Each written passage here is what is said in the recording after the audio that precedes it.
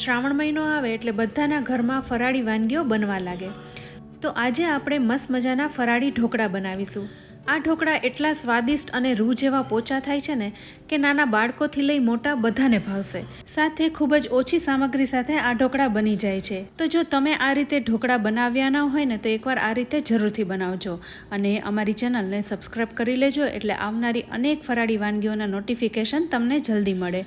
તો ચાલો ફરાળી ઢોકળા બનાવી લઈએ. એના માટે મેં અહીં 1 કપ સામો લીધો છે. સામો છે એ એક ધાન્ય જ છે, જાડું ધાન્ય છે જે ચોખા જેવું જ હોય છે, એટલે આમાંથી ઢોકળા છે ને એકદમ સરસ બને છે. તો અહીં મેં 1 કપ જેવો સામો લીધો છે. સામાને આપણે સરખી રીતના ધોઈ લઈશું જેથી ડોળું પાણી હોય ને એ નીકળી જાય. હવે સામામાંથી બધું ડોળું પાણી નીકળી ગયું છે તો આપણે ડૂબાડૂબ પાણીમાં ફરી પલાળી દઈશું. તો અડધી કલાક માટે પલાળીશું. હવે 1 કપ સામો છે તો 1/4 કપ જેવા મેં સાબુદાણા લીધા છે. મારી પાસે આ નાના સાબુદાણા છે જે જલ્દી પલળી જાય છે. તો 1 કલાકમાં સાબુદાણા એકદમ સરસ પલળી ગયા છે અને 5 કપ જેવા આપણે પલાળ્યા હતા તો અડધો કપથી થોડા વધારે એવા પલાળેલા થયા છે. તો આટલી ક્વોન્ટિટી બરોબર છે. આ તમારે ઓછી કરવાની જરૂર નથી. હવે જો તમારી પાસે મોટા સાબુદાણા હોય ને તો એને મિક્સરમાં અધકચરા પીસીને પલાળી દેવા જેથી જલ્દી પલળી જાય. અહીં આપણે જેમ ખાટા ઢોકળા બનાવીએ છીએ આથાવાળા, એવી રીતના અહીં આથો લઈ આવીને ઢોકળા કરીશું જેથી એકદમ સ્વાદિષ્ટ થાય. હવે સામો પલળી ગયો છે તો આપણે એને મિક્સરમાં લઈ લઈશું અને સાથે સાબુદાણાને પણ ઉમેરી દેવાના છે. મેં પહેલાં કીધું એમ 1 કપ સામા સામે આપણે 5 કપ જેવા સાબુદાણા લીધા છે, પણ એ પલળશે એટલે અડધા કપથી થોડા વધારે એવા ક્વોન્ટિટીમાં થશે તો આપણે બધા સાબુદાણાને ઉમેરી દેવાના છે. હવે ઢોકળા સ્વાદિષ્ટ થાય અને આથો સરસ આવે એ માટે આપણે 1 ચમચો ખાટું દહીં ઉમેરી દેવાનું છે. તો દહીં ઉમેરવાથી ઢોકળા એકદમ સ્વાદિષ્ટ લાગે છે. સાથે આપણે 5 કપ જેવું પાણી પણ ઉમેરી દઈશું અને એકદમ ઝીણું પીસી લેવાનું છે. સ્મૂધ કન્સિસ્ટન્સીનું આપણે પીસવાનું છે. તો હવે એકદમ સરસ પીસાઈ ગયું છે. આ જ બેટરમાંથી તમે ઢોસા બનાવી શકો, ઇડલી બનાવી શકો, ઢોકળા બનાવી શકો, વગેરે વસ્તુઓ તમે બનાવી શકો છો. આપણે આમાં આથો લઈ આવવાનો છે એટલે હવે આખી રાત આ મિશ્રણને એક બાઉલમાં કાઢીને ઢાંકીને રાખી દઈશું. પણ જો તમારે આથાવાળું ન ખાવું હોય, આથાવાળી વસ્તુઓ તમને ફાવતી ન હોય તો તમે ઇન્સ્ટન્ટ પણ બનાવી શકો છો. તો હવે આ મિશ્રણને ઢાંકીને રાખી દઈશું. કોઈ ગરમ જગ્યાએ રાખીશું એટલે સવાર પડતા આથો એકદમ સરસ આવી જાય. તો જુઓ કેટલો સરસ આથો આવી ગયો છે. તો બેટર છે એ ઘણું ખરું ફૂલી ગયું છે. તમને અહીં બબલ્સ દેખાઈ રહ્યા હશે. તો હવે આ મિશ્રણને આપણે સૌથી પહેલાં તો મિક્સ કરી લઈએ.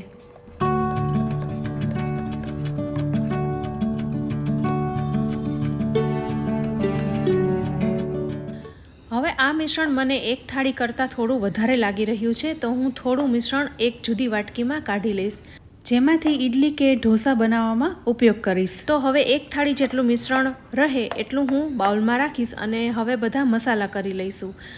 તો સૌથી પહેલાં આપણે સ્વાદ પ્રમાણે મીઠું ઉમેરી દઈશું. અહીં આપણે સિંધવ મીઠુંનો ઉપયોગ કરી રહ્યા છીએ. ત્યારબાદ 1 ચમચી જેવું આદું ખમણીને ઉમેરી દઈશું અને 5 થી 6 લીલા તીખા મરચાંને સમારીને ઉમેરી દેવાના છે. તો અહીં તમારે તીખાશ તમારા સ્વાદ પ્રમાણે ઉમેરવાની. સાથે 1 ચમચી જેવું તેલ ઉમેરીશું એટલે ઢોકળા એકદમ સોફ્ટ થાય. હવે બધું સારી રીતના મિક્સ કરી લેવાનું છે. અહીં આપણે ઢોકળાનું બેટર છે ને એ એકદમ ઢીલું જ રાખવાનું છે જેથી ઢોકળા એકદમ સોફ્ટ થાય. હવે સરસ બધું મિક્સ થઈ ગયું છે તો આપણે જે પ્લેટમાં ઢોકળા કરવાના છે એ પ્લેટને આપણે તેલથી ગ્રીસ કરી લઈશું. આ ઢોકળા તમે કોઈ પણ થાળી કે નાની ડીશ હોય ને એમાં પણ કરી શકાય. તો હવે આ પ્લેટને આપણે તેલથી ગ્રીસ કરી લીધી છે. સાથે મેં ગેસ ઉપર ઢોકળિયામાં પાણી ઉમેરી કાંઠો ગોઠવી દીધો છે. હવે પાણી ગરમ થાય છે ત્યાં સુધીમાં આપણે ઢોકળામાં બેકિંગ સોડા ઉમેરી દઈએ. તો ઢોકળા એકદમ સોફ્ટ સ્પંજી થાય, જાળી સરસ પડે એ માટે બેકિંગ સોડા ઉમેરવા જરૂરી છે. તો અહીં મેં 1/2 ટીસ્પૂન જેવા બેકિંગ સોડા ઉમેરી દીધા છે અને હવે સારી રીતના બેટરને મિક્સ કરી લઈશું. તો તમે અહીં જોઈ શકો છો બેટર એકદમ ફૂલી રહ્યું છે. ફૂલતા એકદમ ફ્લફી થઈ જશે, હળવું ફૂલ થઈ જશે અને ઢોકળા છે ને એ એકદમ સરસ જાળીદાર બનશે. તો હવે બેટર ફૂલી ગયું છે તો વધારે વાર મિક્સ ન કરતાં આપણે તરત જ પ્લેટમાં ઉમેરી દઈશું.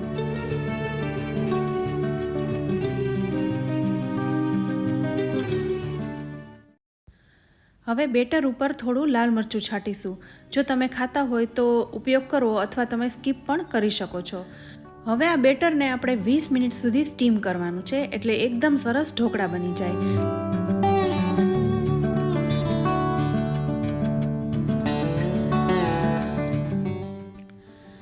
હવે 20 મિનિટ થઈ ચૂકી છે અને ઢોકળા એકદમ સરસ ફૂલી ગયા છે અને ચપ્પુથી ચેક કરીએ છીએ તો ચપ્પુ ક્લીન બહાર આવે છે.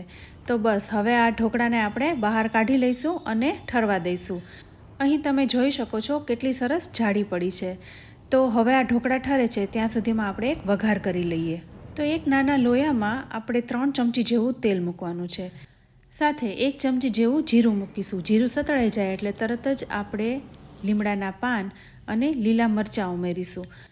સાથે 1 નાની ચમચી જેવા તલ પણ ઉમેરી ગેસને બંધ કરી દઈશું. વઘાર અહીં થઈ ગયો છે. હવે સાથે આપણે ઢોકળાને પણ કટ કરી લઈએ. ઢોકળાને બોર્ડરથી અલગ કરી લીધા છે અને તમે જોઈ શકો છો એકદમ સરસ રીતના ઉખડી રહ્યા છે. તો આપણે સ્ક્વેર કટ કરી લઈએ. તો ફ્રેન્ડ્સ જુઓ છો ને કેટલા સરસ અહીં ઢોકળા થયા છે. સામા સાથે આપણે સાબુદાણાનો ઉપયોગ કર્યો હોવાથી એકદમ પોચા રૂ જેવા થશે અને જાડી પણ સરસ પડશે. તો આપણે જે ઢોકળા બનાવવામાં સામા અને સાબુદાણાનું માપ રાખ્યું છે એ પરફેક્ટ છે. તો હવે ઢોકળાને ડીશમાં સર્વ કરી દીધા છે અને ઉપર વઘાર રેડી દઈશું.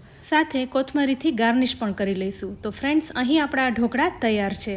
તમને આજની આ રેસીપી ગમી હોય, વિડીયો ગમ્યો હોય તો લાઇક અને શેર જરૂરથી કરજો. સાથે અમારી ચેનલ કિચન સિરીઝને સબસ્ક્રાઈબ કરી લેજો અને અમારા ફેસબુક પેજને લાઇક કરી ફોલો કરજો. તો ફરી મળીશું આવી એક ઉપયોગી રેસીપી સાથે. ત્યાં સુધી આવજો.